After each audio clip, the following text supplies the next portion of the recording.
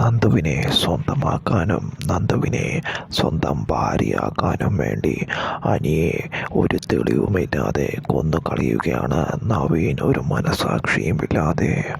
വൈകാതെ തന്നെ അനിയും നന്ദുവും പ്രണയത്തിലാണെന്നുള്ള സത്യം അങ്ങനെ നവീൻ തിരിച്ചറിയുന്നു. അത് സഹിക്കാൻ നവീന് കഴിയുന്നില്ല. ആദ്യമായി പ്രണയിച്ച നന്ദുവിനെ നവീന് മറക്കാൻ കഴിയുന്നില്ല. നന്ദു അല്ലാതെ മറ്റൊരു പെണ്ണ് ജീവിതത്തിലില്ല എന്ന്.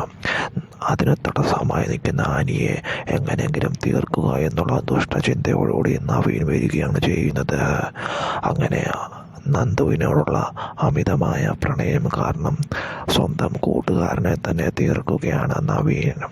അനിയെ ഒരു ദിവസം രാത്രി ഒരു സ്ഥലത്തേക്ക്, വിജനമായ ആരുമില്ലാത്ത സ്ഥലത്തേക്ക് വിളിച്ചു വരുത്തി ഒരു തെളിവുമില്ലാതെ അങ്ങനെ കൊന്നു കളയുകയാണ് നവീൻ.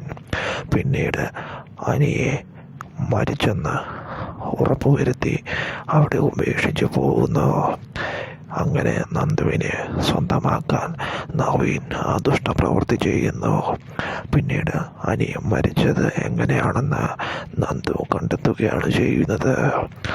ആ വലിയ തെറ്റിന് പിന്നിൽ നവീനാണെന്ന് തിരിച്ചറിയുന്നതോടുകൂടി നവീനെ തീർത്ത് നന്ദുവും